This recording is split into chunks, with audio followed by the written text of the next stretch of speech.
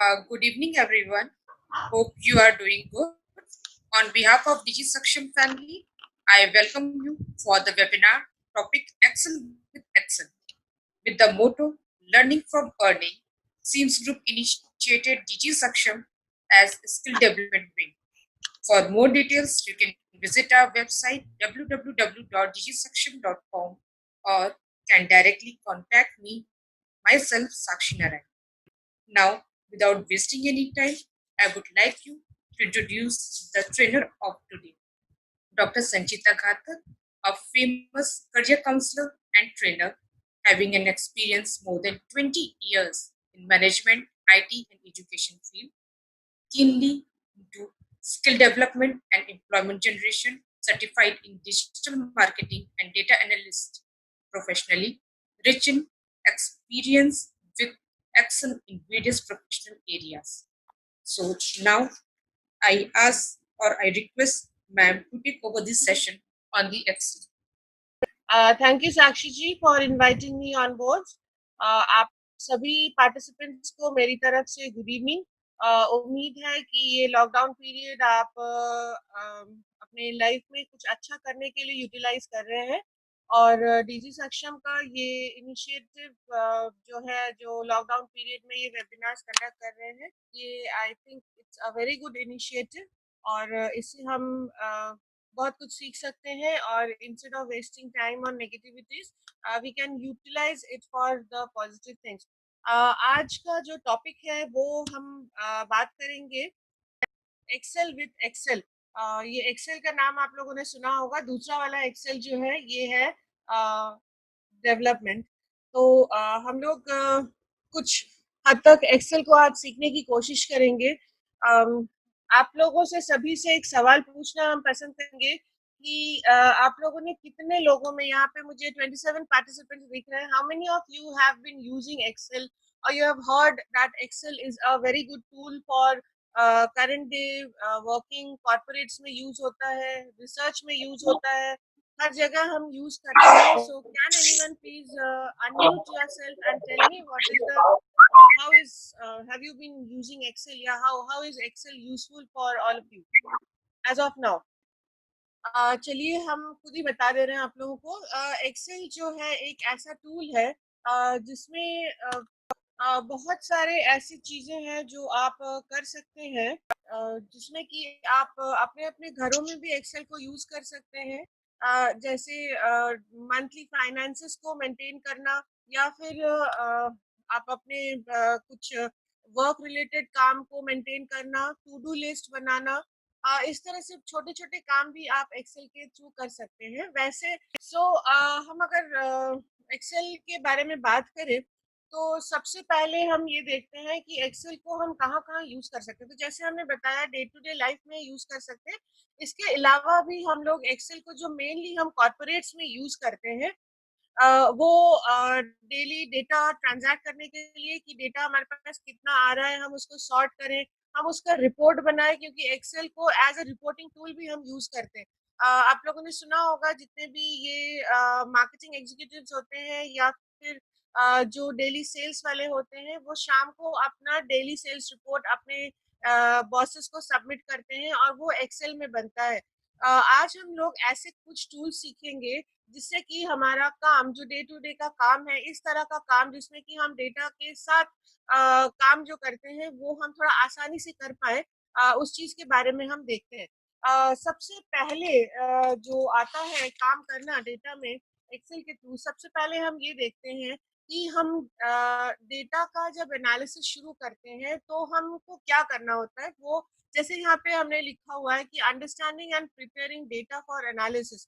तो ये होता है कि डेटा जो है वो हमारे पास कुछ ऐसे होता है कि कुछ ऐसे ही आप लोगों को दिखाई देगा।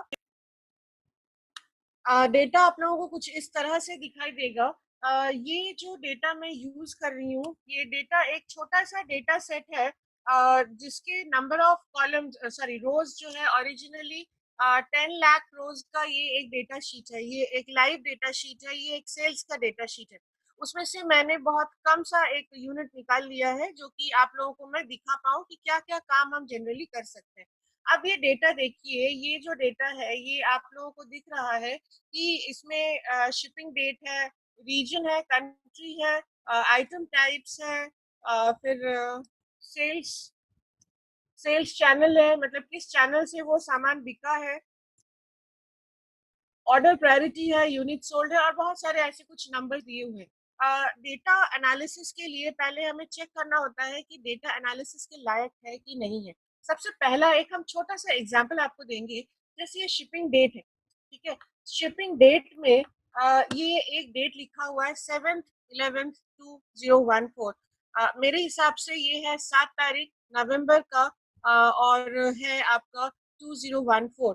पर अगर हम इसको देखें कि क्या ये डेट सही डाला गया है, सही का मतलब है कि आप सब लोगों को पता होगा कि माइक्रोसॉफ्ट में या फिर हम लोग जो लोग डेट यूज करते हैं जनरली अपने राइटिंग में या किसी भी चीज में, हम लोग MMDDYY का फॉर्मेट फॉलो करते हैं। मतलब पहले मंथ लिखते हैं, फिर डेट लिखते हैं, फिर हम ईयर लिखते हैं। तो उस हिसाब से इन दोनों में से, इसमें और इसमें, ये जो पहला है, इन दोनों में से कोई एक ऐसा डेट है जो कि गलत है। तो हम चेक कर लेते हैं कि क्या ये डेट हमारा सही है। तो अगर हम इसमें एक छोटा सा टेक्निक लगाएं, जैसे कि हमने इस डेट को सिलेक्ट किया, हमने इस पर राइट क्लिक किया और हम इसको कहते हैं कि फॉर्मेट सेल।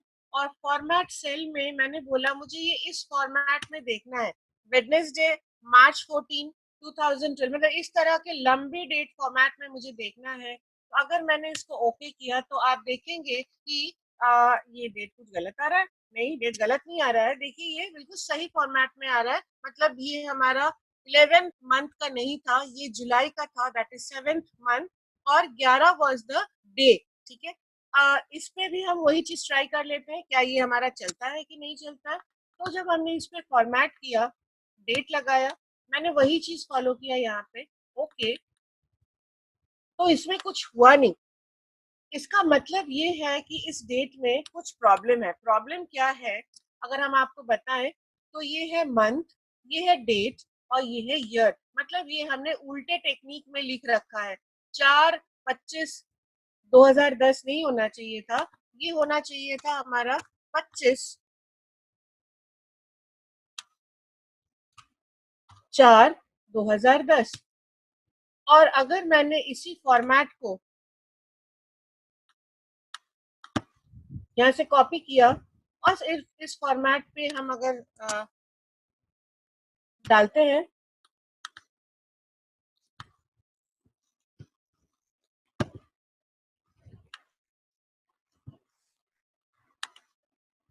तो भी ये नहीं ले रहा है। वो इसलिए भी नहीं ले रहा है क्योंकि आपने देखा एक चीज, जब मैंने फॉर्मेट इस पे लगाया था तो इसमें बहुत सारे तरह के फॉर्मेट्स थे, नंबर, करेंसी, अकाउंटिंग।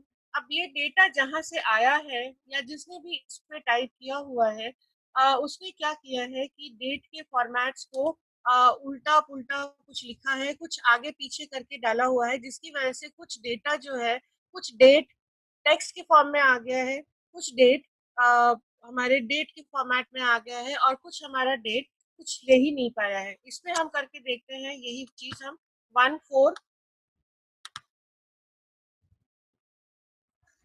इसमें भी देखिए ये सही हो गया क्योंकि ये डेट फॉर्मेट में था, और आपने देखा कि यही चीज मैंने इस पे करने की कोशिश की, ये लिया नहीं इसने। तो इसी तरह से अब ये मैंने अलग अलग सेल्स में अलग अलग बार करके दिखाया है।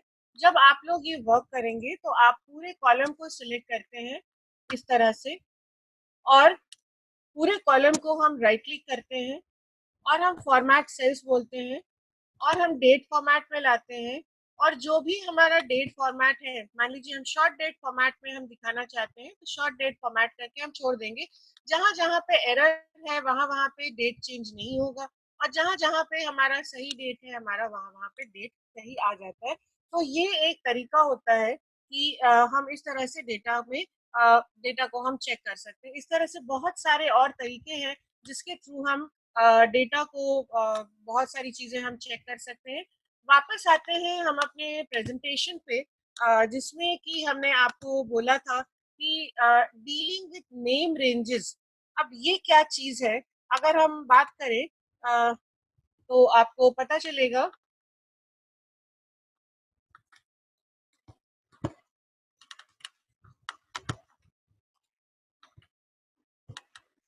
ये आपका डेटा था। I hope I am clear to all of you, जितने लोग यहाँ पे पार्टिसिपेंट्स हैं। अगर आप लोग इस चीज को समझ पा रहे हैं कि मैं कहाँ बोल रही हूँ, क्या बोल रही हूँ, आप अपने चैट बॉक्स पे प्लीज यस टाइप करिए। I want to see some yes. if I am clear to you, can I see some yes? Ritu Singh ji बोल रही है yes, Asha ji, Harshit, Julie, Aman, yes. So doctor Sanjay Kumar, Shivam Agrawal, Shashikant ji, जी थैंक यू सो मच। आप लोगों को ये समझ में आ रहा है? अच्छा, अब दूसरी चीज जो हम बता रहे हैं, नेम्ड रेंजेस क्या होते हैं। अगर आप देखें, जैसे मैंने बताया था, ये तो एक छोटा सा डेटा शीट है, इसमें नंबर ऑफ रोज जो है सिर्फ 89 है। बहुत छोटा सा मैंने एक क्वेश्चन काट के दिखाया है। अगर आपका ये शीट वही वाला शीट होता जो ओरिजिनल शीट था मेरे पास, 10 लाख रोज वाला, आपको पता नहीं चलता कि आप इस वक्त कहाँ पे हैं और आप कहाँ पे जाना चाहते हैं। It's a big sheet to deal with. इस चीज को हेल्प करने के लिए सबसे आसान जो तरीका होता है, हम पूरे शीट को छोटे छोटे हिस्सों में डिवाइड करके उसका नाम हम रख देते हैं। नाम रखने का मतलब क्या होता है कि जैसे अगर कोई मुझसे पूछे कि आप कहाँ रहते हैं, तो मैं अपना पता बताती हूँ कि हाउस नंबर इतना, कॉलोनी ये है और area is Lucknow, so you will be able to locate me easily. अगर हमने बोला कि मैं रहती हूँ लखनऊ में, तो आप लखनऊ में जाके ढूंढोगे ढूंढोगे ढूंढोगे, बहुत ढूंढोगे, शायद मुझे ढूंढना मुश्किल हो जाएगा।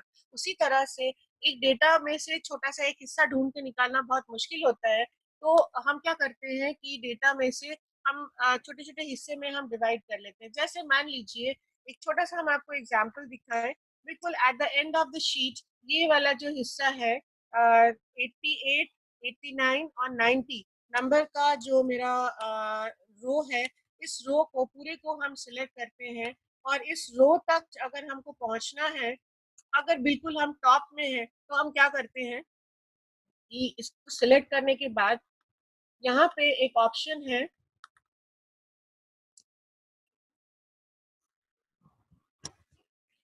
फॉर्मूलाज। फॉर्मूलाज में एक ऑप्शन होता है डिफाइन नेम। अगर हम डिफाइन नेम कर लेते हैं और इसका एक हम नाम रख देते हैं, और इसका नाम हम रखते हैं रो 88, 89, 90। रो का नाम आप कुछ भी रख सकते हैं, मतलब इस एरिया का नाम आप कुछ भी रख सकते हैं। आप अपने नाम से भी रख सकते हैं, या हम जनरली अपने नाम से नहीं रखते हैं, इसलिए ताकि वी कैन लोकेट इट। जैसे हमने बोला प्रॉफिट कहाँ पे है, तो हमने वो एरिया सिलेक्ट करके, हमने प्रॉफिट के डेटा को सिलेक्ट करके हमने बोला इसका नाम है प्रॉफिट। या फिर हमने कहीं पे ईयरली लॉसेस दिखाए हैं, तो हमने उस एरिया को सिलेक्ट करके उसका नाम रख दिया लॉसेस। तो उस तरह से उसका नाम हो गया। अब इसको रखने का फायदा क्या होगा, इसका नाम रखने का, हमने कहा ओके। चलिए, हाँ, यहाँ पे अब आपका एक एरर आया है। एरर से क्या आपको पता चल रहा है कि नाम रखने का एक अलग सिंटेक्स होता है। हर हर तरह के नाम हम यहाँ पे नहीं रख सकते हैं। यहाँ पे जो नाम रखने का तरीका है, ये इसमें बता रहा है कि एरर है, ये डैशेस नहीं लेगा। अंडरस्कोर हम ले सकते हैं, या फिर हम सीधे इसको इस तरह से ले सकते हैं। Now the name is created, क्या लिखा हुआ है, स्टार्ट्स विद अ लेटर और underscore, doesn't include a space or character that isn't allowed, doesn't conflict with an existing name of the workbook। इसमें से कुछ एक एरर हो सकता है जिसकी वजह से ये है ऐसा। तो हम सीधे सीधे इतना कॉम्प्लेक्स नाम ना रख के, हमने इसका नाम रखा RR1 रख दिया मैंने, ताकि ये RR1 कुछ भी नाम हमने ले लिया। इसको रखने के बाद हमने कहा इसको ओके। सो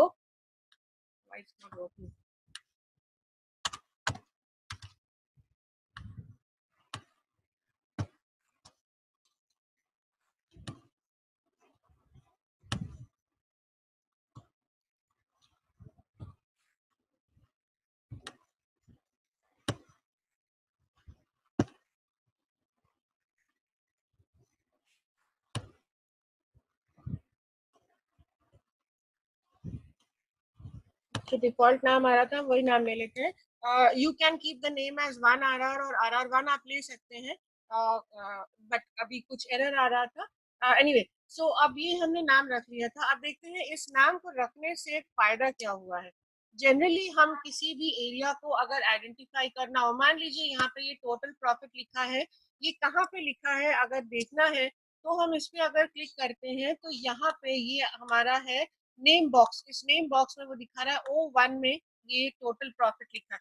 अगर मैं आपसे पूछूं आइटम टाइप कहाँ पे लिखा हुआ है, तो आप देख सकते हैं आइटम टाइप जो है वो यहाँ पे लिखा हुआ है this is F1। This is F1। अब मैंने जो नाम रखा था उसको हम देखते हैं उसका फायदा क्या हुआ। मुझे पता नहीं है वो कहाँ पे है।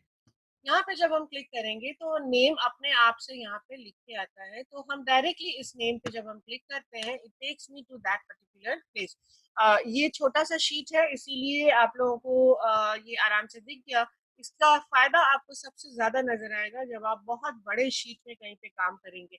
अब देखिए मान लीजिए मैंने दो चार शीट यहाँ पे और भी इंसर्ट कर लिया है। यहाँ पे ये सारे हमारे अलग अलग वर्कशीट्स हैं। मान लीजिए हम शीट नंबर 3 पे हैं। ये कुछ दिया हुआ है एम्प्लॉय का एज, एम्प्लॉय का ब्लड प्रेशर, एज, हम कुछ कर रहे हैं इस पे काम। ये डॉक्टर का डेटा है मान लीजिए। इस पे काम करने के बाद मुझे वापस उसी वाले शीट में उसी वाले पोर्शन में जाना था जहाँ पे कि वो डेटा का वैल्यू लिखा था। मुझे एक एक करके शीट में ढूंढने की जरूरत नहीं है। मैं सीधे यहाँ पे क्लिक करूँ, उस वाले नेम पे क्लिक करूँ, उस वाले शीट में ले जाके मुझे उस वाले शीट में और उस वाले लोकेशन में मुझे लाके ये डाल देता है। So this is your naming the range.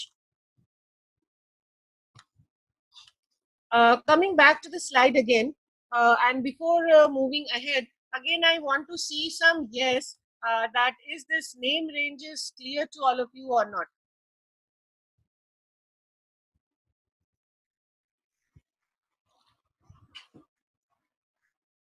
Participants, can I have some yes or no if this is clear or not?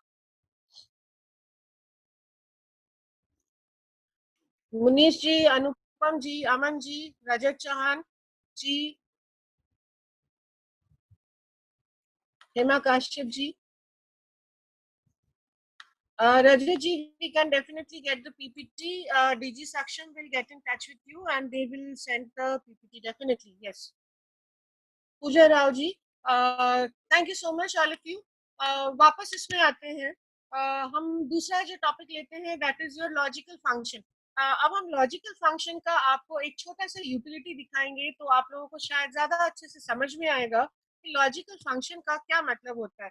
आप लोगों ने देखा होगा एक्सेल का ये जो आपका जो रिबन है ऊपर, मेन्यू रिबन है। मेन्यू रिबन में बहुत सारे अलग अलग मेन्यूज रहते हैं जिसमें एक मेन्यू है आपका फॉर्मूला। अगर आप देखिए यहाँ पे तो बहुत तरह के इसमें फॉर्मूले हैं। फाइनेंशियल फंक्शंस कुछ होते हैं, लॉजिकल फंक्शंस जो कि अभी जिसके बारे में हम बात करेंगे, text function, date and time, lookup reference, maths के बहुत सारे। तो हजारों फंक्शंस हमारे पास होते हैं। स्टैटिस्टिकल इंजीनियरिंग की बहुत सारी चीजें होती हैं, तो बहुत सारे फंक्शंस होते हैं। फंक्शन का मतलब होता है कि एक पर्टिकुलर डेटा सेट को हम कुछ कराना चाहते हैं और उसके पीछे बैक एंड पे जो प्रोग्राम चल रहा होता है वो प्रोग्राम हमें ना बनाना पड़े। जो बने बनाए प्री डिफाइंड प्रोग्राम सेट्स होते हैं, उन प्री डिफाइंड प्रोग्राम सेट्स हमारे लिए काम करें और हमको आउटपुट दे। अब मुझे ये चेक करना है कि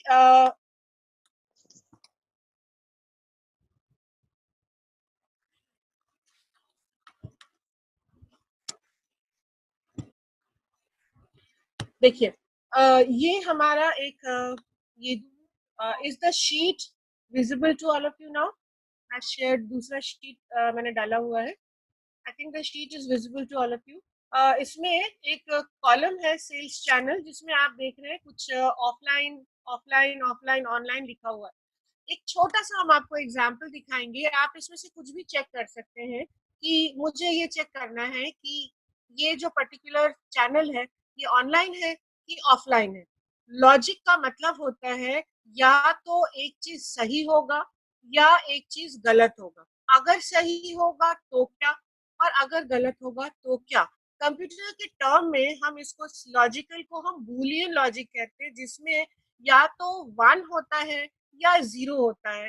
वन का मतलब होता है सही और जीरो का मतलब होता है ऑफ। इस चीज को हम देख सकते हैं एक इलेक्ट्रिसिटी के प्लग स्विच की तरह। स्विच में क्या होता है, जब हम बटन दबाते हैं तो लाइट जल जाता है, और बटन हम ऑफ कर देते हैं तो लाइट ऑफ हो जाता है। ये बिल्कुल उसी तरह से काम करता है कि अगर ये लॉजिक जो भी मैंने पूछा, क्या ये ऑनलाइन है? अगर ऑनलाइन है मतलब हमने बटन दबाया, इलेक्ट्रिसिटी फ्लो किया, तो वो दिखा देगा ऑनलाइन है, मतलब कि लाइट जल गई। अगर मान लीजिए ये इलेक्ट्रिसिटी फ्लो नहीं किया, मतलब मैंने बटन ऑफ ही रखा है, तो वो दिखाएगा नहीं भैया ये ऑनलाइन नहीं है, ये ऑफलाइन है, या समथिंग लाइक दैट, जो भी हमको चेक करना है। तो let's come to this particular sheet. इसमें जो भी फॉर्मूला या फंक्शन हमको लिखना होता है एक्सेल में, याद रखिएगा it always has to begin with equals to sign. तो सबसे पहले हम यहाँ पे इक्वल्स टू लगाते हैं, फिर लॉजिकल फंक्शन जो होता है वो होता है इफ।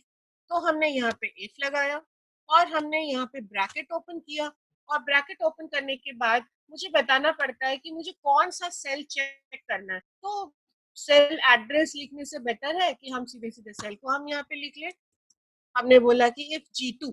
अब मुझे बताना चेक करना है कि ये क्या चीज है। अगर आप नीचे यहाँ पे देखें, ये जो है आपको प्रॉम्प्ट करेगा। एक्सेल में सबसे अच्छी चीज ये होती है कि आप अगर कहीं पे ट्रैक लूज कर जाते हो कि आप लिख क्या रहे हो, आपको यहाँ पे प्रॉम्प्ट दिखाता रहता है, जिससे आपको पता चलता है कि एग्जैक्टली आपको क्या करना है। अभी हम कहाँ पे हैं, लॉजिकल टेस्ट पे है, मतलब सबसे पहले हम टेस्ट करेंगे, फिर हम बताएंगे अगर ये टेस्ट सही है, वैल्यू इफ ट्रू क्या होगा। अगर मान लीजिए ये टेस्ट गलत आ जाता है तो हम क्या करेंगे, तो इसका आंसर यहाँ पे आता है।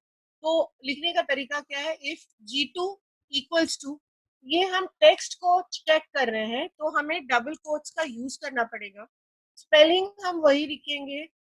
एक्सेल में स्मॉल लेटर कैपिटल लेटर का कोई मायने नहीं है, जस्ट स्पेलिंग हमको सही लिखना पड़ेगा, क्योंकि स्पेलिंग अगर हम गलत लिख रहे हैं तो एक्सेल को समझ में नहीं आता है कि हम क्या लिखना चाहते हैं। तो यहाँ पे लिखा हुआ है OFFLINE।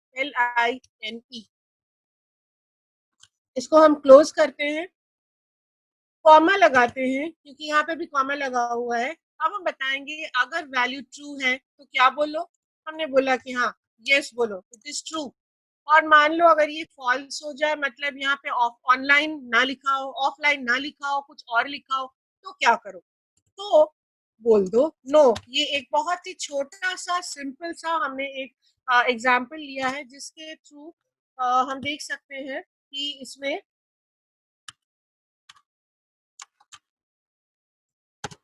क्या है। अब देखिए वो उसने बता दिया ऑफलाइन है, यस। अब देखते हैं आगे ये कहाँ कहाँ तक ये काम करता है। अब आप देखिए कुछ में ये यस बोल रहा है, कुछ में नो बोल रहा है, कुछ में यस बोल रहा है, नो बोल रहा है।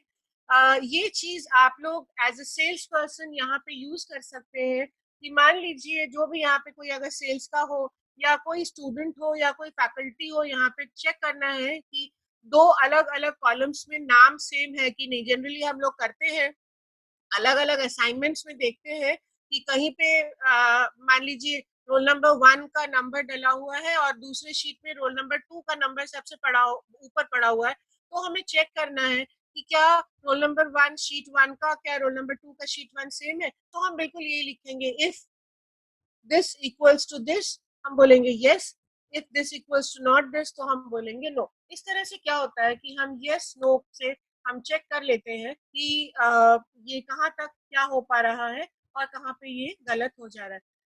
ये तो एक बहुत छोटा सा एग्जाम्पल था। आगे हम एडवांस कोर्सेज जो करते हैं या फिर आगे एडवांस में और बताते हैं, यहाँ पे हमने बोला कि मान लो ऑनलाइन ऑफलाइन के अलावा है डोर टू डोर सेलिंग। अब उसका तो मेंशन कहीं पे है नहीं, तो हम क्या करते हैं कि instead of just using this particular formula, that is if G2 equals to online, तो यस करो नो करो। इसके बाद हम आगे और इफ एल्स लिखते हैं, जो कि एक नेस्टेड इफ का फॉर्म ले लेते हैं, जो कि हम आगे वाले आने वाले क्लासेस में आपको बताएंगे कि एग्जैक्टली ये कैसे किया जाता है। And trust me, this particular if statement is so powerful कि आप इससे कुछ भी करवा सकते हैं। आपको जो चेक करवाना हो, जहां चेक करवाना हो, आप मल्टीपल शीट्स पे चेक करा सकते हैं, और आपके लिए काम करना ये बहुत आसान हो जाएगा।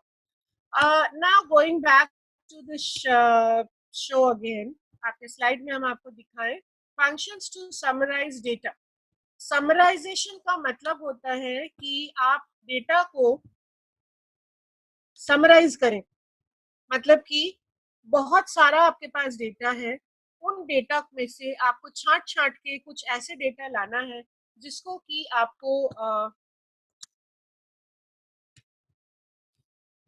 आपको देखना है यहाँ पे टोटल नंबर ऑफ ऑनलाइन कितना है और टोटल नंबर ऑफ ऑफलाइन कितना है।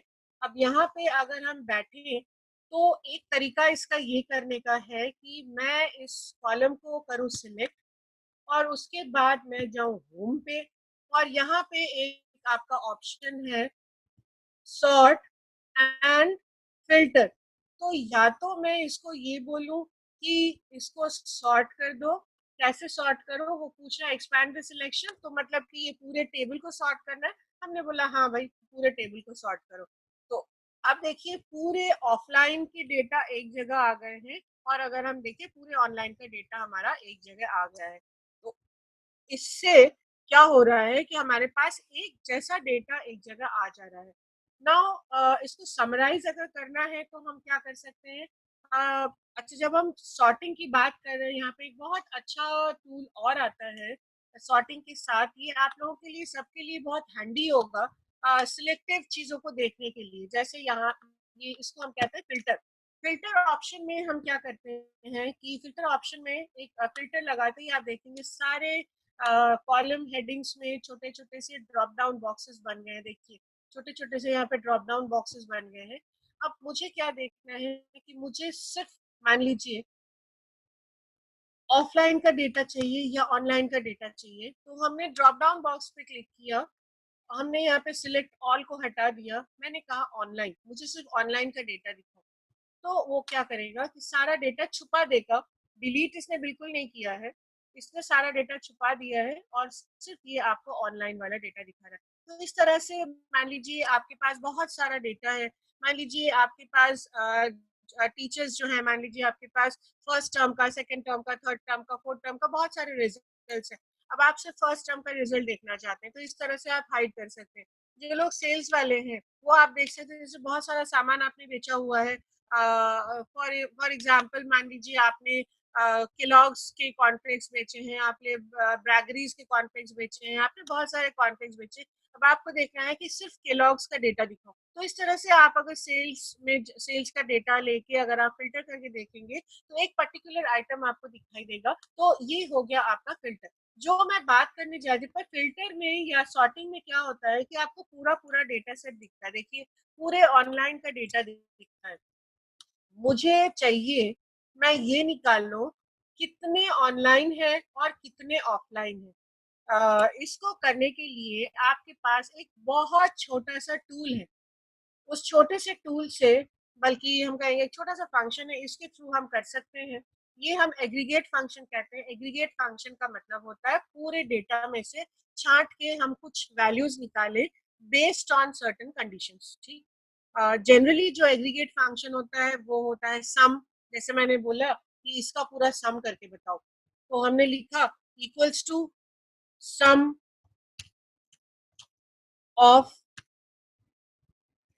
ये पूरा कॉलम। अगर पूरा कॉलम को आपको सिलेक्ट करना है, शॉर्टकट की होता है control shift and down arrow की, तो एक साथ पूरा कॉलम आपका सिलेक्ट हो जाता है। इससे आपको एक एक करके ड्रैग करके नीचे तक ले जाने की जरूरत नहीं पड़ती है और आपके सामने ये डेटा आ जाता है। ये आप देखिए सम फंक्शन के थ्रू क्या हुआ है कि इसने बता दिया टोटल प्रॉफिट आपका इतना। अब यहाँ पे एक एक करके एक एक आइटम का प्रॉफिट था, तो मैंने इसको एग्रीगेट में ले लिया है। ये टोटल एग्रीगेट का मतलब होता है चीजों को एक साथ करना, क्लब करना। तो क्लब करने के बाद मुझे ये पता चल गया total profit is this.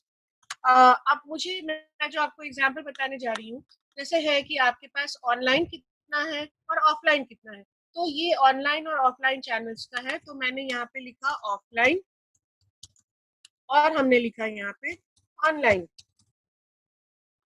Offline के सामने मुझे एक फंक्शन लिखना है और जैसे कि मैंने बताया था आपको फंक्शन लिखने का तरीका है इक्वल्स टू के साथ हम सिलेक्ट करते हैं और उसके बाद हम फंक्शन लिखते हैं।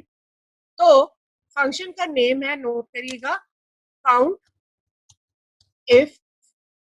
काउंट इफ मतलब काउंट करो। इफ फंक्शन मैंने बताया था जो कि लॉजिकल है, तो दोनों को कंबाइन करके बनाया गया। काउंट करो, क्या काउंट करो, अगर कोई क्राइटेरिया फुलफिल हो, तो मुझे क्या काउंट करना है? मुझे काउंट करना है ये वाला। हम इसके हेडिंग को नहीं सिलेक्ट करेंगे, हम यहाँ से डेटा सिलेक्ट करेंगे। Same way control shift and down arrow की, तो ये मेरा पूरा सिलेक्ट हो जाता है और हमने यहाँ पे इसको लगाया, ब्रैकेट को बंद, सॉरी छूट गया, मुझे काउंट क्या करना है ये भी बताना है। तो ये मेरा पूरा डेटा है, इसमें से मुझे काउंट करना है। और मैंने जैसे यहाँ पे लिखा था कि मुझे अभी ऑफलाइन का वैल्यू चाहिए, तो यहाँ पे विद इन डबल कोट्स मुझे लिखना है OFFLINE और हमें करना है इस डबल कोट्स को बंद और ओके। तो इसने पूरे डेटा में से निकाल दिया कि ऑफलाइन का वैल्यू इतना है। उसी तरह से अगर हम ऑनलाइन में लिखेंगे तो वही चीज करेंगे, equals to countif, bracket open करेंगे, ब्रैकेट ओपन करने के बाद फिर वही यहाँ पे ले आएंगे, control shift and down arrow key,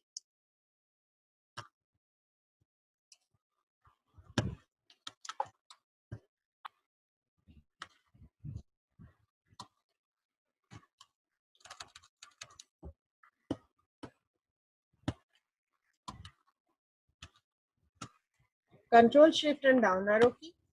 उसके बाद हम लगाएंगे यहाँ पे एक कॉमा, कॉमा के बाद हम डबल कोट्स में लिखेंगे ONLINE, डबल कोट्स हम बंद करेंगे और हम जब एंटर करेंगे हमारे पास इसका डेटा आ गया। तो आप देख सकते हैं बहुत ही कम टाइम में, बहुत ही आसानी से आपने इस पूरे डेटा को क्लब कर दिया। मेरे लिए ये करना और भी आसान हो जा, मतलब आप लोग अगर देख सकते हैं इस चीज को कि 10,000, 12,000, 1 लाख रोज में से आपको निकालना है कि कितने ऑनलाइन है और कितने ऑफलाइन है। एक सिंपल छोटा सा फंक्शन, जिस फंक्शन से हम क्या कर सकते हैं कि ऑनलाइन ऑफलाइन को निकाल सकते हैं। इसी तरह से इसमें हम निकाल ले हाई कितने हैं, क्रिटिकल कितने हैं, मीडियम कितने हैं, लो कितने हैं, हम निकाल ले मीट कितने हैं, फ्रूट्स कितने हैं, स्नैक्स कितने हैं, हाउस होल्ड, इस तरह से हम आइटम निकाल ले तो हमको पता चल जाता है कि क्या चीज कितने नंबर में है। ये एक तरह का, ये एक छोटा सा एग्जाम्पल है आपका एग्रीगेट फंक्शन का।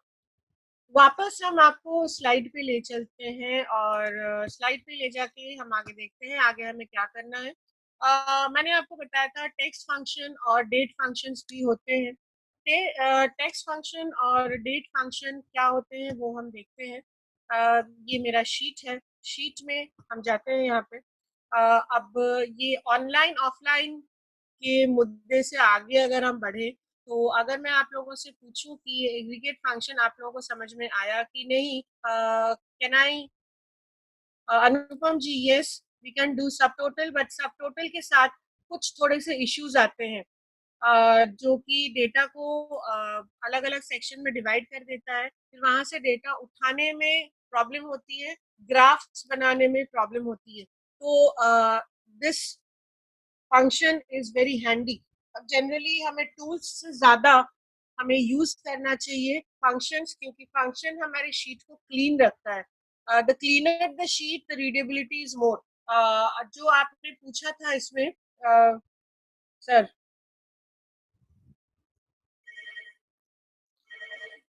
अनुपम जी, सब टोटल से बिल्कुल कर सकते हैं जैसे मैंने बताया, पर यहाँ पे पूरा ये डेटा अलग अलग हिस्सों में डिवाइड होके आ जाता है। थोड़ा थोड़ा थोड़ा थोड़ा थोड़ा थोड़ा कटा कटा सा दिखता है, total of online, total of offline, फिर ये डेटा आगे निकल जाता है तो उससे रीडेबिलिटी उसकी खराब हो जाती है। ये स्पीक एंड यूज डेफिनेटली एक ही काम को करने के बहुत सारे तरीके होते हैं, पर जो सबसे इफेक्टिव तरीका होता है हमें वो तरीका यूज करना है। ये एक ऐसा है। इसके अलावा और भी काउंटिव के और भी स्टेटमेंट्स होते हैं जिसमें हम ये देखना चाहें, मान लीजिए हमें ये फाइंड आउट करना है कि कितने ऑनलाइन डेटा हाई प्रायोरिटी पे है और नीट है, या फिर हम ये देखना चाहते हैं जापान के कितने मीट आइटम्स हैं जो कि ऑफलाइन बिके हैं और क्रिटिकल प्रायोरिटी पे बिके हैं। तो हम मल्टीपल और कंडीशंस लगाते हैं इसके साथ और हम ये काम कर सकते हैं। I think this would be a very handy and useful tool for all of you. वापस हम चलते हैं, जैसे हमने आपको बताया था कि टेक्स्ट एंड डेट फंक्शंस को यूज करना। टेक्स्ट एंड डेट फंक्शन को यूज करने का एक छोटा सा हम आपको एग्जांपल बताएंगे। जैसे कि आपको फाइंड आउट करना है कि इस पर्टिकुलर में मान लो ये शिपिंग डेट है आपका 11 जुलाई है, ठीक है। अब आपको इसमें से निकालना है कि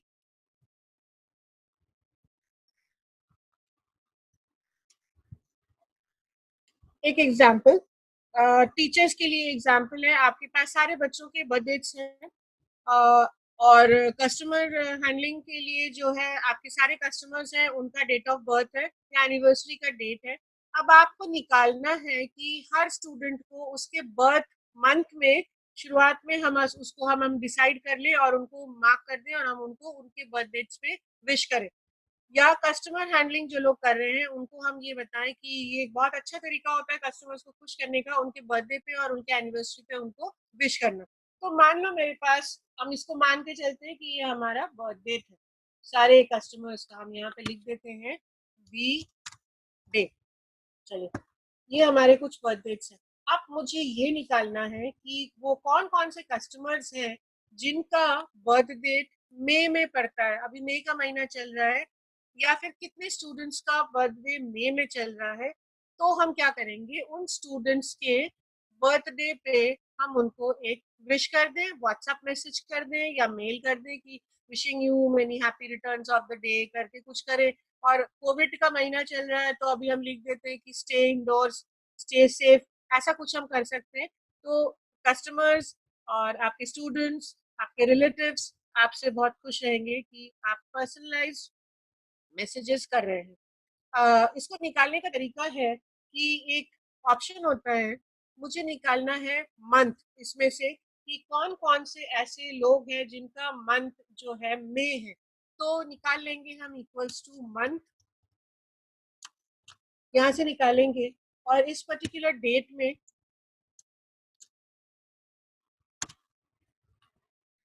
मई इज व्हाट 5, तो हमारे यहाँ पे 5 लिख के आना चाहिए। और इसी को अगर हम नीचे तक ड्रैग कर देंगे, बहुत नीचे तक कभी नहीं करते हैं ड्रैग, तो हम देख लेते हैं कहाँ कहाँ पे है। तो मुझे कहीं कहीं पे दिख रहा है। अब मैंने आपको एक इफ स्टेटमेंट का यूज बताया था, अब इन दोनों को कंबाइन अगर करें तो आपको पता चलेगा। ये जो वैल्यू लिख के आ रहा है इसलिए आ रहा है क्योंकि इस वाले डेट में कुछ एरर है, इसलिए ऐसे आ रहा है। मुझे इसको थोड़ा सा सही कर देते हैं। चलिए, मैंने आपको एक इफ स्टेटमेंट का यूज बताया था कि अगर इफ स्टेटमेंट है तो उसको हैप्पी बर्थडे भी विश करना है, मतलब मंथ अगर मई है तो हम उसको विश करना है। तो फिर हम वापस वही चलते हैं, इफ ये इक्वल्स टू 5, तो क्या करो, हैप्पी बर्थडे, एल्स कुछ भी मत करो। तो कुछ भी मत करो में कुछ भी टेक्स्ट नहीं आना है, तो double quotes open and double quotes close. अब देखिए ये फंक्शन हमने लिखा है, आप बोलेंगे कुछ फंक्शन तो आया नहीं, एरर है। एरर इसलिए आ रहा है, एरर नहीं आ रहा है, कुछ डेटा नहीं दिखा रहा है क्योंकि उसका बर्थडे तो मई में पड़ता ही नहीं है। आप इसको अगर ड्रैग कर देंगे तो देखिए कुछ कुछ लोगों के बर्थडे पड़ रहे हैं विश में, तो आप तुरंत उनका नाम यहाँ पे नोट करिए। और इनका नाम क्या है, एशिया है, और इनका नाम क्या है, ऑस्ट्रेलिया है। तो एशिया मैडम को और ऑस्ट्रेलिया सर को तुरंत आप एक बर्थडे विश कर दीजिए। देखिए आप एक कस्टमर्स या एशिया बेटा को, ऑस्ट्रेलिया बेटा को आप मेल कर दीजिए, मैसेज कर दीजिए, happy birthday son, happy birthday daughter on your birthday. तो देखिए आपके स्टूडेंट्स भी आपसे बहुत खुश रहेंगे। तो ये मैंने आपको दो एग्जांपल्स दिखाए जिसमें कि आपने एक डेट फंक्शन का और आपने एक लॉजिकल फंक्शन का यूज किया। एक और इसमें एग्जांपल हम ले लेते हैं। ये जो एशिया लिखा हुआ है ये स्मॉल लेटर्स कैपिटल लेटर्स में मिक्स्ड है। आपको डेटा दिखाना है पूरे कैपिटल्स में, तो आपके लिए ये बिल्कुल पॉसिबल नहीं होगा कि आप एक एक डेटा को पूरा पूरा बैठ के लिखें। एक तो मेरे पास है इसमें 89 डेटा सेट्स, तब भी आप एक बार टाइप कर लो। But when you talking about 1 lakh rows, 10 lakh rows, it is impossible. तो अगर मुझे इसको कैपिटलाइज करना है तो एक बहुत आसान सा टेक्निक है फंक्शन का। हम लिखेंगे इक्वल्स टू, हम लिखेंगे अपर, और मुझे इसको अपर केस में कन्वर्ट करना है, और हमने इसको अपर केस में कन्वर्ट कर लिया। तो अगर आप देखें इसको, तो ये पूरा डेटा हमारा अपर केस में कन्वर्ट हो गया और मैंने इस पूरे फंक्शन को नीचे तक पेस्ट कर दिया। तो जितना यहाँ पे स्मॉल लेटर्स और कैपिटल लेटर्स के कॉम्बिनेशन में था, वहां से ये पूरा इसने उठा लिया और इसने इसको कैपिटल्स में कन्वर्ट कर दिया। क्वेश्चन आता है तो क्या ये दो हम अलग अलग डेटा रखेंगे? बिल्कुल रखने की जरूरत नहीं है। हम इसको यहाँ से कंट्रोल सी से कॉपी करते हैं और वापस हम यहाँ पे ले जाते हैं जहाँ पे कि ये स्मॉल लेटर्स लिखा हुआ है। हम यहाँ पे राइट क्लिक करेंगे और राइट क्लिक करने के बाद पेस्ट स्पेशल एक ऑप्शन आता है, जिसमें पेस्ट स्पेशल में दूसरा ऑप्शन है 1 2 3। हम 1 2 3 पे हम क्लिक कर देंगे। 1 2 3 का मतलब होता है वैल्यू। तो हमने जब इस पे वैल्यू पे क्लिक कर दिया तो आप देखिए ये मेरा कैपिटल में कन्वर्ट हो गया है। और अब आप चाहें तो इस वाले कॉलम को बेहिचक डिलीट कर सकते हैं, कोई दिक्कत नहीं आएगी। तो बड़े आराम से एक छोटे से फंक्शन के थ्रू और एक छोटे से स्टेप के थ्रू आपने 89 रोज में आप सीधे सीधे डेटा को कैपिटलाइज कर पाए। आगे बढ़ने से पहले आपसे आपके पास में फिर आऊंगी। आप लोग अगर हमको बता पाए कि क्या ये आप लोगों के लिए यूजफुल होगा, ये तीन फंक्शंस जिसमें कि आप मंथ निकाल रहे हैं, जिसमें आप डेटा को कैपिटलाइज कर रहे हैं। Can I see some yes और no on the chat box?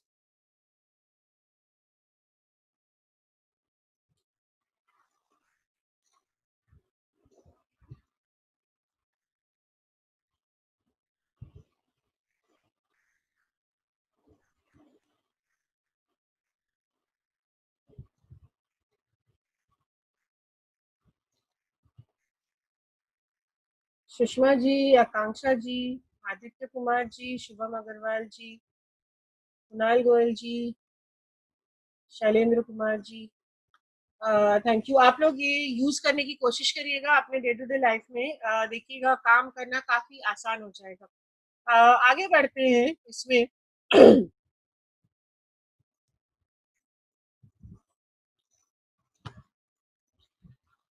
एक मैंने यहाँ पे लिखा हुआ है लुकअप फंक्शंस। लुकअप फंक्शंस जो है वो होता है आपका फेमस और इनफेमस वी लुकअप स्टेटमेंट। काफी लोगों ने आप लोगों ने सुना होगा। वी लुकअप एक ऐसा स्टेटमेंट होता है जिससे कि हर बैंकर, हर स्टूडेंट, हर टीचर, हर कोई प्रोफेशन में जहाँ कहीं पे भी हो, इस चीज को वो यूज करना चाहता है। और इससे और ये जॉब इंटरव्यूज में भी पूछा जाता है कि क्या आपको वी लुकअप या एच लुकअप यूज करना आता है? सतीश मिस्टल जी, अभी मैं वापस आती हूँ और आपका क्वेश्चन फिर से मैं सॉल्व करती हूँ। Let me please proceed. तो वी लुकअप स्टेटमेंट या लुकअप फंक्शन से ये क्या करते हैं कि बहुत बड़ा डेटा सेट है, अगर तो बहुत बड़े डेटा सेट में हम कुछ सर्च करके निकालते हैं। जैसे कि मेरे पास अभी जैसे जो डेटा पे हम लोग काम कर रहे थे, अब मुझे देखना है, मान लो कि मीट का सेल किस दिन में हुआ था। तो मीट तो बहुत जगह लिखा हुआ है, या कोई पर्टिकुलर एक आइटम है उसका सेल किस दिन में हुआ था। तो आप जितनी बार आप एंटर करेंगे वो डेटा कहीं पे भी, और उसका वैल्यू तुरंत वो दिखाई देगा कि हाँ ये पर्टिकुलर चीज हमारे इस दिन में आया था। स्टूडेंट्स का नाम आप क्या देख सकते हैं कि जब भी आप स्टूडेंट का नाम एंटर करें तो स्टूडेंट के नाम के सामने उसका परसेंटेज आ जाए, उसके father's name, mother's name, father's phone number, इस तरह से उसका पूरा डेटा शो हो जाए। तो ये एक बहुत ही यूजफुल फंक्शन है।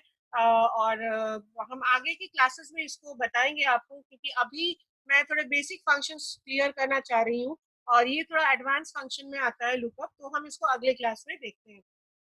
आगे बढ़ते हैं। इसमें है आपका सिंपल चार्ट्स। अब देखिए जो भी डेटा मैंने यूज किया है इसका, इसी पे हम चार्ट्स का यूज देखते हैं कि चार्ट हम कैसे यूज कर सकते हैं।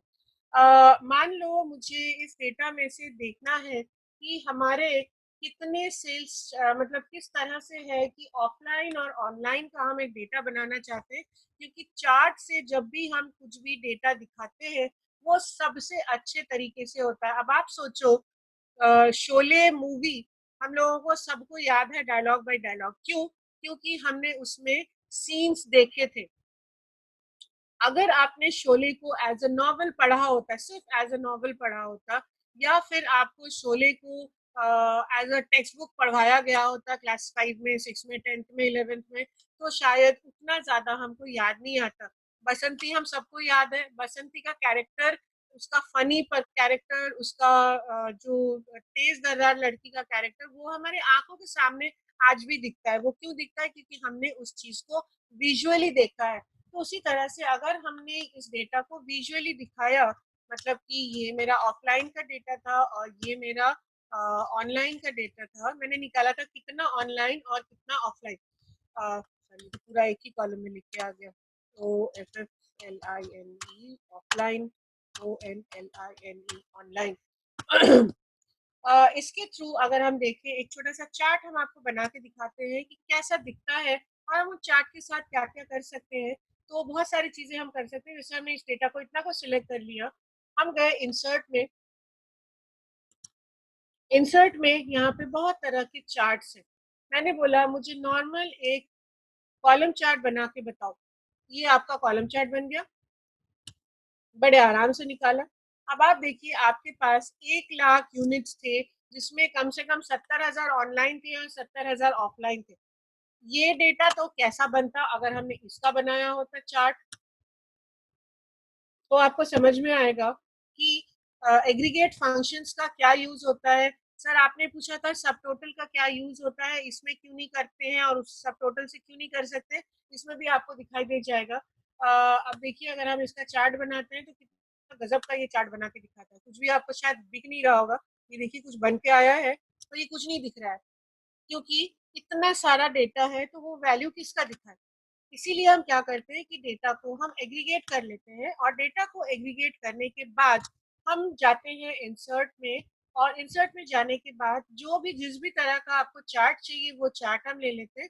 पहले मैंने आपको बार चार्ट दिखाया था, ये चीज आप पाई चार्ट के थ्रू भी दिखा सकते हैं। तो वो दिखा रहा है इतना हमारा रेड है और इतना हमारा ब्लू है, और यहाँ पे दिखा रहा है red is online and red is online and ये दिस इज ऑफलाइन। तो हमको क्या दिख रहा है कि ऑनलाइन जो है ऑफलाइन के मुकाबले थोड़ा सा ज्यादा है। अ, ये तरीका है चार्ट बनाने का। अब चार्ट्स में भी सिर्फ इतना ही नहीं होता है। चार्ट में बहुत तरह के चार्ट्स होते हैं, जिसमें कि आप ये दिखा सकते हैं कि आप ग्रोथ का ट्रेंड दिखा सकते हैं। मान लीजिए ये एक फोरकास्टेड डेटा है फॉर 10 years, कि 10 साल में आपका डेटा, 10 साल में डेटा आपका ग्रोथ जो है कंपनी का कहाँ से कहाँ आएगा। और दूसरा है बेस्ड ऑन सेल्स। तो आप एक डेटा सेल्स का दिखा रहे हैं और एक फोरकास्टेड डेटा का डेटा दिखा रहे हैं। तो कुछ कभी आप लोगों ने ग्राफ देखा होगा, जैसे इसी में ये वाला जो ग्राफ आपको दिख रहा है, ये इस तरह का कुछ ग्राफ बन के आता है कि जिसमें आपका डेटा सेल्स का भी दिखे और उसमें एक ट्रेंड लाइन भी बन के आए। तो बनाने का काफी इसका कॉम्प्लिकेटेड तरीका होता है, जो कि अगेन हम अगले क्लास में कवर करेंगे, क्योंकि एक एडवांस फंक्शन में आ जाता है। क्योंकि again I want to request कि आज मैं सिर्फ बेसिक फंक्शंस और बेसिक यूटिलिटीज को बता रही हूँ। तो एडवांस क्लासेस में जब एडवांस नेक्स्ट क्लास में जब भी हम बताएंगे, तो इसी के एडवांस में हम ले जाएंगे कि इस तरह से कम्बिनेशन ऑफ चार्ट्स हम कैसे कर सकते हैं, कि मतलब एक ही चार्ट के अंदर 2-3 तरह के डेटा को कंबाइन करके हम कैसे दिखा सकते हैं। आगे हम आते हैं अपने प्रेजेंटेशन पे वापस। तो आपको पता चलता है यहाँ पे एक पिवट टेबल है। Pivot table again is very useful tool for the sales people, for the researchers, for the executives, managers, सबके लिए। क्योंकि पिवट टेबल एक तरह का विजुअलाइजेशन टूल है, जिसमें कि हम एक्स एक्सिस में, वाई एक्सिस में और जेड एक्सिस में 3 डेटा रख के हम देख सकते हैं कि कौन से डेटा का इम्पैक्ट क्या पड़ रहे हैं। अगले क्लास में हम आपको बताएंगे पिवट टेबल का यूसेज क्या है। और फिर हम आगे इसमें चलते हैं। एक बहुत अच्छा हम आपको टेक्निक बताते हैं, ये है हमारा analysis tool pack. Analysis tool pack का काम होता है कि आप अपने डेटा के साथ स्टैटिस्टिकल कैलकुलेशंस आप कैसे करेंगे। स्टैटिस्टिकल कैलकुलेशन का मतलब है, मान लीजिए आपके पास यही एक डेटा है जिसमें कुछ एम्प्लॉयज है, उनका एज है और ब्लड प्रेशर है। ये मैंने एज एचआर फंक्शन मैंने लिया है, और मुझे ये देखना है कि क्या एज से ब्लड प्रेशर का कोई रिलेशन है। क्या मतलब एज ज्यादा हो तो ब्लड प्रेशर ज्यादा हो, या एज कम हो तो ब्लड प्रेशर ज्यादा, ऐसा कोई रिलेशनशिप हमको देखना है अगर, तो हमें क्या करना होता है कि नॉर्मल किसी भी फंक्शन के थ्रू या नॉर्मल किसी टूल्स के थ्रू हम ये नहीं देख सकते हैं। तो इसके लिए सबसे पहले हमें क्या करना होता है कि हमें यहाँ पे एक ऑप्शन आता है। जब हम ऊपर क्लिक करते हैं तो यहाँ पे आपको ऑप्शन दिखाई देता है। ऑप्शन पे हम क्लिक करने के बाद एड-इन्स दिखाई देगा। एड-इन्स को हम ओके करते हैं। एड-इन्स में हमारे पास एनालिसिस टूल पैक होता है। अगर आपके सिस्टम पे एनालिसिस टूल पैक दिख रहा है, मतलब एक्सेल में पहले से दिख रहा है, तो ये करने की जरूरत नहीं है। जनरली नहीं दिखता है तो हमें क्या करना होता है कि एनालिसिस टूल पैक को हम सिलेक्ट करते हैं, गो, सो वी हैव दिस। तो मुझे यहाँ पे एनालिसिस टूल पैक हम ले लेते हैं और हम बोलते हैं ओके। जब हम ये कर लेते हैं तो ये डेटा वाले मेन्यू में आपको दिखाई देगा, यहाँ पे एनालिसिस टूल पैक आ गया है। पहले ये यहाँ पे नहीं था। ठीक है, अब हम आपको बताएंगे स्टैटिस्टिक्स का एक छोटा सा खेल, जिससे इतने लंबे डेटा के साथ हम बता सकते हैं कि किसका इम्पैक्ट क्या है। एनालिसिस टूल पैक में एक स्टैटिस्टिकल टूल होता है जिसको हम कहते हैं कोरिलेशन। कोरिलेशन का मतलब होता है किस डेटा का क्या रिलेशन है। आपने जैसे बोला कि क्या सेल्स का और फोरकास्ट के डेटा का कोई रिलेशन है, या फिर एज का, number of food items eaten उसके साथ, या वेट का कोई रिलेशन है। तो अगर हमें ऐसा कुछ करना है तो हम सीधे कोरिलेशन का टूल उठाते हैं। हम कहते हैं ओके। अब हमको बताना है हम किस किस रेंज पे हम कोरिलेशन दिखाना चाहते हैं। तो मैंने बोला ये एज और ब्लड प्रेशर पे मुझे कोरिलेशन दिखाना है। और आउटपुट इसका कहाँ आना चाहिए, आउटपुट भी मुझे इसी शीट में चाहिए। तो यहाँ पे रख के हम एक छोटे से टैब क्लिक करेंगे सेल पे और हम बोलेंगे ओके।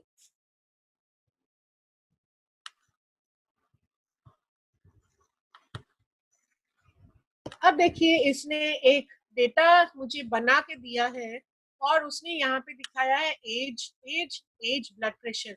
हम इस वाले डेटा को यूज करेंगे, सेकंड वाले को, क्योंकि यहाँ पे एज के साथ एज का रिलेशन दिखा रहा है, या ब्लड प्रेशर के साथ ब्लड प्रेशर का रिलेशन दिखा रहा है। हमको क्या देखना है, एज के साथ ब्लड प्रेशर का रिलेशन।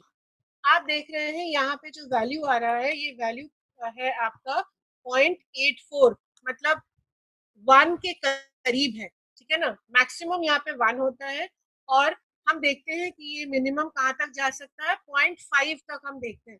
अगर 0.5 के आसपास का वैल्यू है तो हम बोलते हैं कि रिलेशनशिप इज वेरी वीक। पर ये डेटा हमको ये बता रहा है कि एज और ब्लड प्रेशर का बहुत स्ट्रॉन्ग रिलेशनशिप है। मतलब जितना एज बढ़ा, ब्लड प्रेशर भी उतना बढ़ा। तो इस तरह से हम देख सकते हैं। वापस यही चीज हम आपको इस वाले शीट में करके दिखाएंगे। हम आपको ये दिखाएंगे कि क्या सेल्स का, मतलब यूनिट सोल्ड का और फोरकास्टेड डेटा का कोई रिलेशन है। तो डेटा को हमें अगल बगल सबसे पहले रखना है। ये सेल्स का डेटा उठाते हैं, इसको उठा के हम यहाँ पे ड्रैग कर देते हैं। यहाँ पे जो मैंने आपको पहले एग्जांपल दिखाया उसमें तो बहुत छोटा 4-5 का था। अब आप देखिए यही डेटा से हम आपको करके दिखाएंगे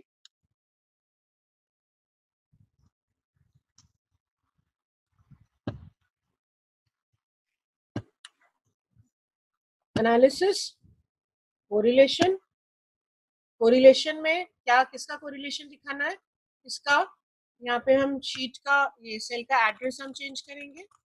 सेल का एड्रेस में मुझे बताना है कि इन दोनों का मुझे लेना है। तो वो दिखा रहा है एन और ओ का मुझे दिखाना है। और मुझे कहाँ दिखाना है इसका आउटपुट, मुझे इसका आउटपुट दिखाना है कुछ यहाँ पे। और हम बोलते हैं ओके। अब जो आउटपुट आया है, इस आउटपुट से दिखा रहा है कि टोटल सेल्स और आउटपुट जो है, मतलब फोरकास्टेड का डेटा का जो कोरिलेशन है वो है 0.623। हम इसको 0.65 मान के चलते हैं राउंड ऑफ करने के बाद। चैट बॉक्स पे अगर आप लोग आए और हमको बताएं कि इसका क्या मतलब है, आर दीज टू रिलेटेड और नॉट, तो आपको क्या लगेगा, are these two related? Can I have some answers please? Participants, can I have some answers? I hope nobody is sleeping.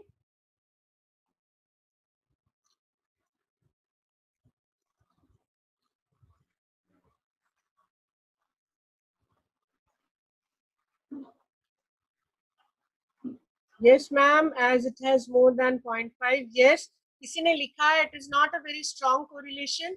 किसी ने लिखा है it is a moderate correlation. Actually, they are related. They are definitely related. मतलब unit sold और forecasting data के बीच में related तो है, but relationship is not so strong. Strong तब होता है जब ये 0.7, 0.8, 0.9 होता. Towards 1 जब होता तो हम उसको बता सकते थे ये बहुत स्ट्रॉन्ग रिलेशनशिप है.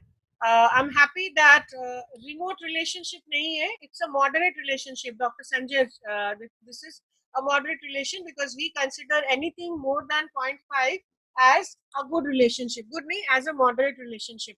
तो 0.7 तक का हम moderate relationship मानते हैं, and 0.7 के बाद जो भी होता है we call it as a strong relationship.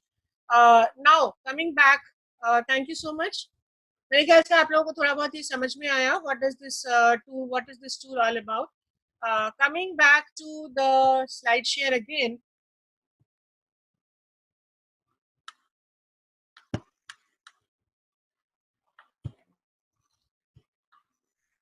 अब मैं आप लोगों को बताऊं what all things you can do. जो हमारा टॉपिक था एक्सेल विद एक्सेल, कि हम एक्सेल को अपने लाइफ में यूज करते हुए और क्या क्या काम कर सकते हैं. So let's have a brief look of that. ये मेरा एक वर्ड फाइल है, तो हम ये इसमें जैसे हम देखते हैं हम लोगों ने ये सब किया है. आज डेटा को प्रिपेयर करने की कोशिश करी है, थोड़ा लॉजिक बिल्ड करने की कोशिश करी है. डेटा एक्सट्रैक्शन होता है, डेटा एक्सट्रैक्शन में हम वही वी लुकअप, एच लुकअप का यूज करते हैं. अलग अलग तरह का फंक्शंस यूज करते हैं.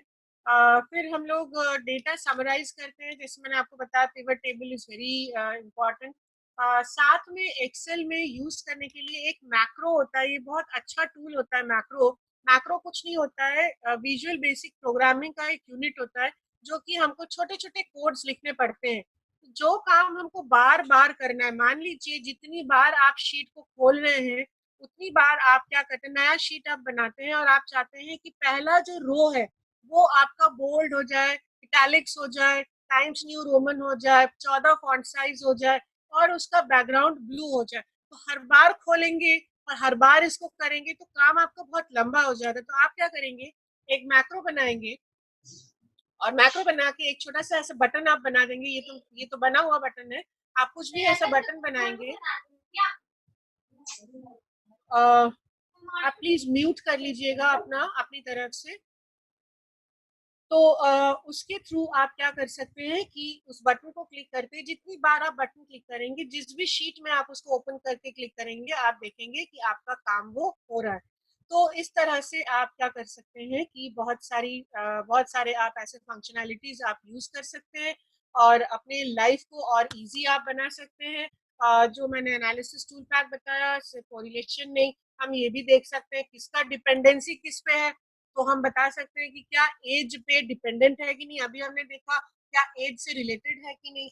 उस तरह से हम ये देख सकते हैं कि डेटा में हमारा मीन कितना है, मीडियन कितना है, मोड कितना है. इस तरह से बहुत सारा हम कर सकते हैं. और जो भी मैं आगे आपको बताऊंगी ये सारा आपका हैंड्स ऑन मोड में होगा, जिसमें आपको एक शीट शेयर किया जाएगा. जो शीट पे मैं काम करूंगी वही शीट पे आप भी काम करेंगे और आपका जो है जो भी आपका फंक्शन है वो यूज हो जाएगा. किसी ने अगर किसी को कोई सवाल पूछना हो तो मैं अभी सवाल के लिए आपको 2 मिनट का टाइम दूंगी. उससे पहले किसी ने मुझसे पूछा था कैपिटलाइज फंक्शन को फिर से बता दो, तो I come back and I explain you again. यहाँ पे हम एच बी डी को कैपिटल्स में लिखेंगे. हम लिखेंगे equals to U P P E R upper, और हम इस सेल को सिलेक्ट करेंगे और इस सेल को बंद कर देंगे तो ये बन जाएगा capital H B D. I hope I have cleared your doubts. Sir जो आपको प्रॉब्लम थी आप प्लीज चेक कर लीजिएगा. This is how you use the things. Do I have any questions? Shubham Agrawal ji, आप नेक्स्ट क्लास के लिए साक्षी मैडम से बात करेंगे because she is the organizer. She organizes and any time आपका क्लास अरेंज होता है I will be there. It will be a very happy thing to tell and share my knowledge with you. Again, I will be learning a lot of things because आप लोग भी मुझे बहुत सारा कुछ बता सकते हैं, because sharing is again learning. Sharing से learning ज़्यादा बढ़ता है. Thank you all of you for being there and being patient listeners. मैंने आप लोगों को patient hopefully नहीं बनाया है. If I could be of some help to you, Sakshi madam ने बोला है आप लोगों को एक फीडबैक का फॉर्म भरना है ताकि आप लोगों का सर्टिफिकेट जनरेट हो पाए. आप प्लीज फीडबैक फॉर्म भर दीजिएगा ताकि आपका सर्टिफिकेट बन जाए. So I close my session here. Thank you so much. Thank you everybody.